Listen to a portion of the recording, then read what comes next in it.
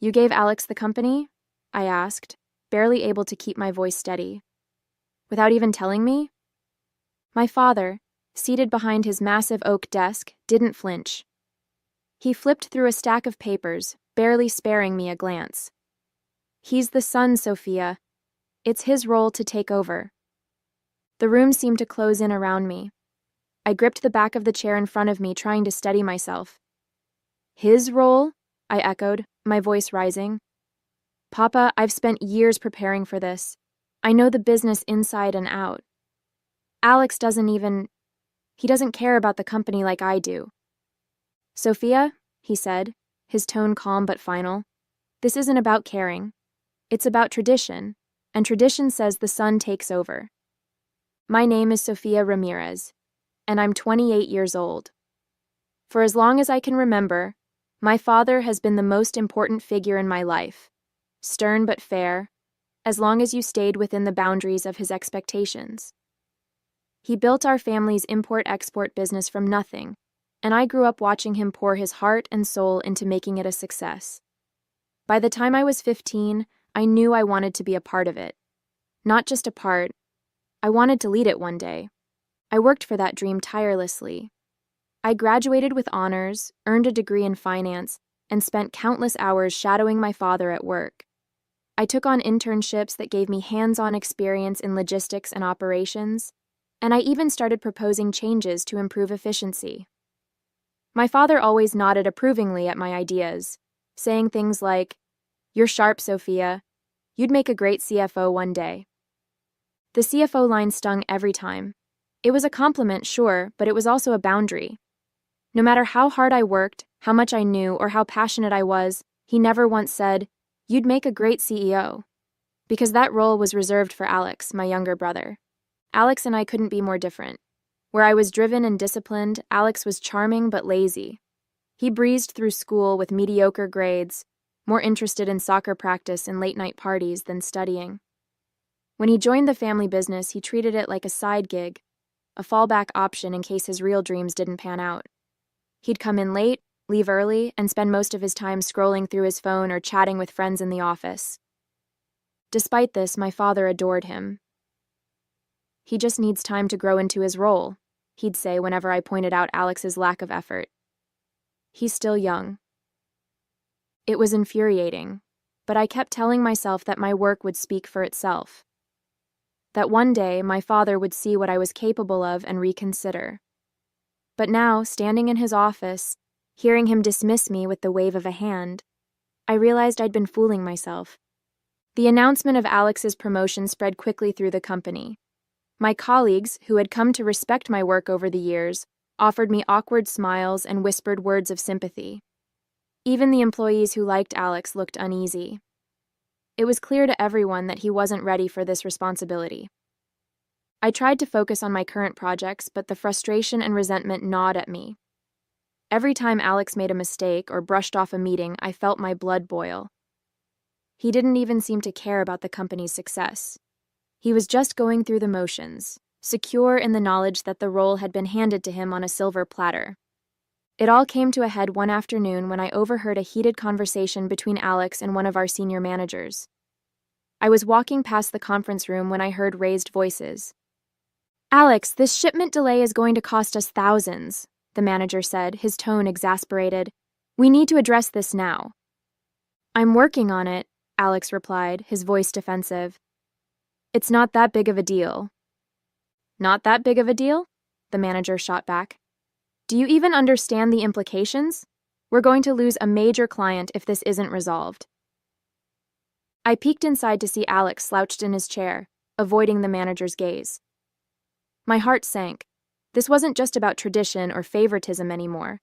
Alex's inexperience and lack of commitment were putting the entire company at risk. That evening, I sat at my kitchen table, my laptop open in front of me. I'd pulled up the company's financial reports, client contracts, and logistics records, trying to get a clearer picture of the situation. The deeper I dug, the worse it looked. Delays, lost accounts, oversights. Alex was driving the company into the ground, and my father was too blinded by tradition to see it. I closed my laptop and leaned back in my chair, rubbing my temples. The thought of confronting my father again filled me with dread, but I knew I couldn't stay silent. This wasn't just about me anymore. It was about the future of the business, the people who worked there, and the legacy my father had built. Taking a deep breath, I picked up my phone and called Elena, my former professor and closest confidant. "I need your advice," I said when she answered. "I think I'm about to start a fight I can't win." "Good," she said without missing a beat. "That means it's worth fighting for." The business's struggles became impossible to ignore. Within weeks of Alex taking over, delayed shipments and missed deadlines had started piling up. The company's once pristine reputation was now being whispered about in industry circles, and loyal clients were quietly exploring other options.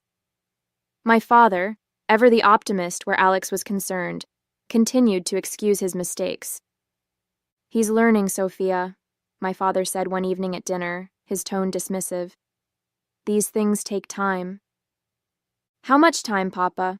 I shot back, unable to keep the frustration out of my voice. "Do you even realize how many accounts we've lost this month?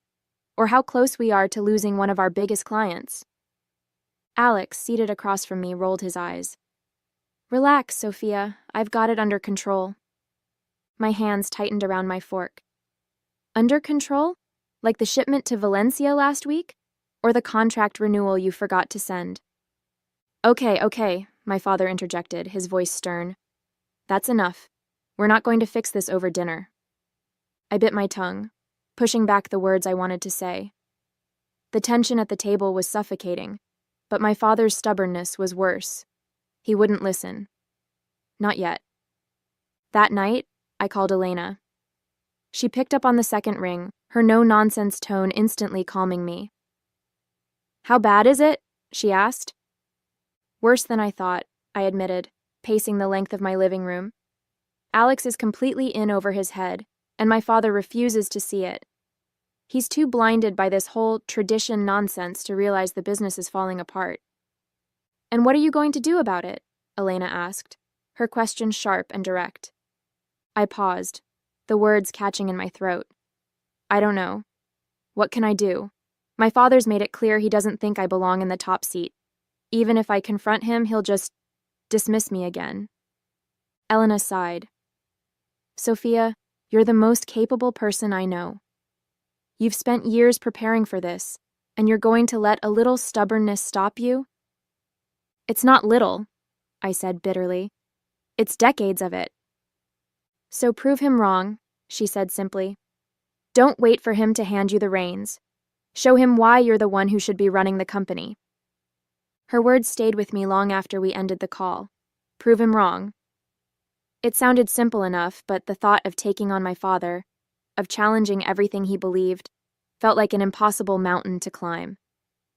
The next week at work, things hit a breaking point. I was in the office, finalizing a report, when one of the sales managers, Carlos, knocked on my door. "Sophia," he said, stepping inside. "Can I talk to you for a minute?" I nodded, gesturing for him to sit. "What's going on?" "It's Alex," he said, his voice low. "He's struggling. He missed another client meeting this morning, and when I tried to follow up, he said it wasn't a big deal. But it is a big deal, Sophia. That client is one of our biggest accounts." I closed my laptop, leaning forward. "Does Papa know?" Carlos hesitated. "I tried to bring it up last week, but he brushed it off. I think he's hoping Alex will just figure it out." I sighed, the weight of the situation pressing down on me. "Thank you for telling me, Carlos. I'll handle it." After he left, I sat in silence, staring at the reports on my desk. I couldn't sit by and watch the company crumble. If my father wouldn't listen to reason, I'd have to make him. Over the next few days, I threw myself into preparing. I combed through every aspect of the company, financial reports, client feedback, operational bottlenecks, and built a comprehensive plan to address the issues. It wasn't just about pointing out Alex's failures.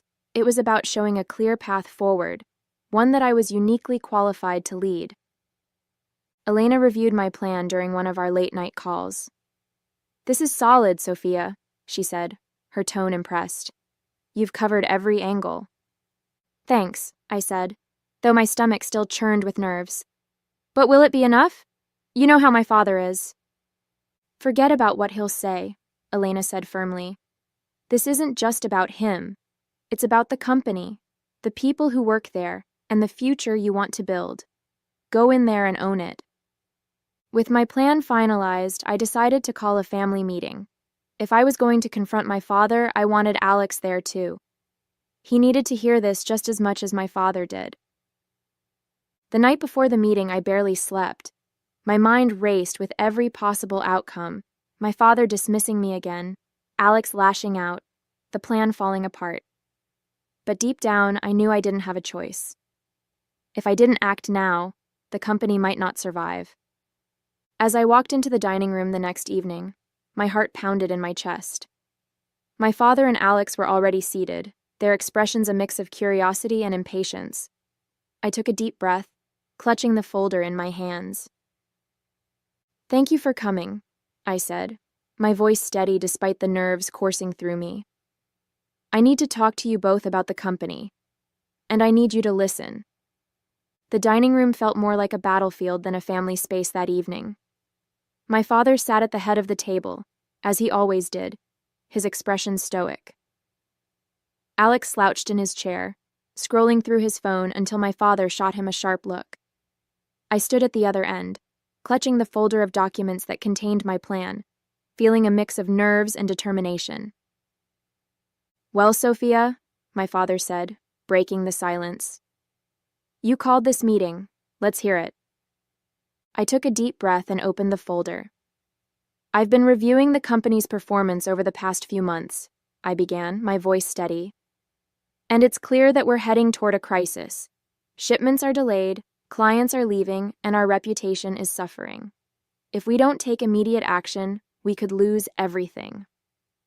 My father's brow furrowed, but he didn't interrupt. Alex, however, let out a derisive laugh. "Come on, Sophia, it's not that bad. You're blowing this out of proportion." I turned to him, my gaze unwavering. "Alex, we've lost 3 major clients in the last month. One of them had been with us for over a decade. Does that sound like nothing to you?" His smirk faltered, but he didn't respond. I placed a report in front of my father, pointing to the highlighted sections. "This is the financial impact of those losses. And this," I said, pulling out another document, "is the feedback from clients who've left. They all say the same thing: poor communication, missed deadlines, and lack of leadership." My father's face darkened as he read through the reports. "Why haven't I seen these before?" he asked, his voice tight. "Because no one wants to upset you," I said, meeting his gaze. "Everyone is afraid to tell you the truth, Papa. But I'm not." He leaned back in his chair, crossing his arms. "And what is this truth, Sophia?" "That Alex isn't ready for this role," I said bluntly. "And if we keep pretending he is, we'll lose the business." Alex shot up from his chair, his face red. "This is ridiculous. You've always been jealous because I'm the one in charge and you're not. Just admit it, Sophia." "Jealous?" I said, my voice rising. "You think I want to be in charge so I can stroke my ego? This isn't about me, Alex. It's about the company. It's about the employees who rely on us for their livelihoods. It's about preserving what Papa spent his whole life building." Alex fell silent, his hands clenched at his sides. My father watched us both, his expression unreadable. For a moment, I thought I'd gone too far, but I pressed on. "I'm not saying this to hurt you, Alex," I said, softening my tone. "But you know as well as I do that you're not ready for this, and that's okay. No one's blaming you for that. But if we don't act now, it'll be too late." I turned back to my father, sliding a folder across the table. "This is my plan," I said. "It addresses the problems we're facing: improving communication with clients, streamlining operations, and regaining the trust we've lost. I've mapped out the steps we need to take and how we can implement them immediately." He opened the folder, flipping through the pages in silence. I could see the tension in his jaw, the conflict playing out in his mind. When he finally looked up, his eyes were tired but sharp. "This is a good plan," he admitted. "But leadership isn't just about plans, Sophia. It's about responsibility." "And I've been responsible my entire life," I said, my voice steady. "You know that. You've seen how much I care about this business, how hard I've worked. I've earned this, Papa. All I'm asking for is a chance to prove it." The room was silent for what felt like an eternity. My father stared at me, his gaze heavy with the weight of decades of tradition and expectations. Finally, he turned to Alex. "What do you think?" he asked. Alex looked stunned. "What do I think? You're seriously considering this?" "I am," my father said quietly. "Because Sophia's right. This business can't survive if we keep going the way we are." Alex opened his mouth to argue but stopped himself. He sank back into his chair, his shoulders slumping. "Fine," he muttered. "Let her do it." My father turned back to me, his expression solemn. "You'll have your chance, Sophia," he said. "But understand this, it won't be easy. You'll need to prove yourself every step of the way." I nodded, my heart pounding. "I understand, Papa, and I won't let you down." That night, as I left the dining room, I felt a strange mix of emotions: relief, pride, and a lingering sense of uncertainty. I'd won the battle, but the war was far from over. The real work was just beginning. The following weeks were a whirlwind. Stepping into a leadership role meant long hours, tough decisions, and constantly proving myself, not just to my father, but to the entire company. My first order of business was meeting with the department heads to address the chaos Alex had left behind. They were wary at first, their skepticism evident in the way they hesitated to speak freely. But as I listened to their concerns and implemented quick, effective solutions, the mood began to shift. Slowly but surely, trust was being rebuilt. At home, things were more complicated. My father's demeanor was a mixture of pride and unease. He had spent his whole life believing that leadership was a man's role, and while he was starting to see the truth, old habits didn't die easily. One evening I found him sitting in his study, staring at a photo of the family from years ago. "You've done well, Sophia," he said, not looking up. The words caught me off guard. "Thank you, Papa," I said softly. He set the photo down and met my gaze. "I should have seen it sooner. You're more than capable. I've always known that. But it's hard to change how you've seen the world your whole life." I nodded, understanding the weight of his words. "It's not just about you changing, Papa. It's about what's best for the company and for our family." He gave a small, reluctant smile. "I see that now?" Alex, on the other hand, was a different story. For the first few days after I took over, he barely showed his face around the office. When I finally cornered him in the break room, he looked uncomfortable, avoiding my eyes as he grabbed his coffee. "You don't have to hide, Alex," I said gently. "This isn't about you failing. It's about putting the company first." He sighed, leaning against the counter. I feel like I let everyone down, especially Dad." "You didn't let anyone down," I said. "You were put in a position you weren't ready for. That's not your fault." He looked at me, his expression softening. "You really mean that?" "Of course I do. You have so many strengths, Alex. Leadership just isn't one of them, and that's okay. It doesn't make you any less valuable." For the first time in years, we talked openly about the pressure he'd felt, the mistakes he'd made, and the weight of expectations. By the end of the conversation, I could tell he felt lighter, even if he wasn't quite ready to admit it. As the weeks turned into months, the company began to stabilize. We regained 2 major clients and implemented new systems to prevent the kind of mismanagement that had caused the earlier chaos. My father started attending fewer meetings, trusting me to handle the day-to-day operations. Even Alex found his place, taking on a role in marketing where his creativity and charisma could shine without the burden of leadership. At night, as I sat in my office reviewing the day's work, I often felt a mix of relief and exhaustion. The journey had been anything but easy, but for the first time in my life, I felt like I was exactly where I was meant to be. 6 months later, the business was unrecognizable, in the best way. Systems were running smoothly, client relationships were stronger than ever, and the morale among employees had visibly improved. I'd worked hard to rebuild the trust that had been fractured, and the results were starting to show. Every success, big or small, felt like a validation, not just of my leadership, but of my worth. For the first time, I felt truly confident in my role. The doubt that had haunted me for years, the feeling that I needed to prove myself, was fading. I knew I belonged here. Every decision I made, every problem I solved, solidified that belief. It wasn't about pleasing my father or outshining Alex anymore. It was about doing what I loved and doing it well. My father had changed too. He no longer hovered over my decisions or questioned my judgment. Instead, he asked for updates with genuine curiosity and offered advice only when I sought it out. One afternoon, he stopped by my office, a rare visit these days. "I was going through the old client records," he said, leaning against the doorframe. "You brought back a client we lost 5 years ago. I couldn't do that, but you did." I smiled, feeling a warmth I hadn't expected. "Thanks, Papa. It wasn't easy, but I knew it was worth it." He nodded, his expression softening. "I'm proud of you, Sophia. You've done more for this company than I ever could have imagined."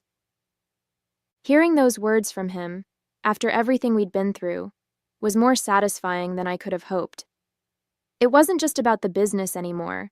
It was about his respect, something I'd spent my whole life chasing.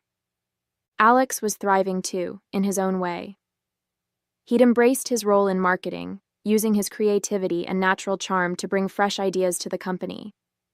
He even started pitching new campaigns to me during our meetings, and while we didn't always agree, there was a new sense of collaboration between us. For the first time, we weren't competing. We were working together. At home, things felt lighter. Family dinners were no longer filled with tension, and my father had started asking about my ideas and plans, listening in a way he never had before. Even my mother, who had always stayed quiet during these debates, began chiming in with encouragement and praise. One evening, as I walked through the office after hours, I stopped by the conference room and looked out at the view of the city lights. This was my company now. Not because it had been handed to me, but because I'd earned it. I thought about the girl I'd been 6 months ago, angry, overlooked, and unsure of her place. That girl was gone. In her place was someone stronger, more confident, and unafraid to fight for what she deserved. This was just the beginning. There were more challenges ahead, more mountains to climb, but I knew I could face them. The company was thriving, my family was healing, and I was finally living the life I'd always envisioned, not by chance, but by choice. As I turned off the lights and locked the office for the night, I felt a deep sense of peace. This wasn't just my victory, it was my future, and I couldn't wait to see what came next.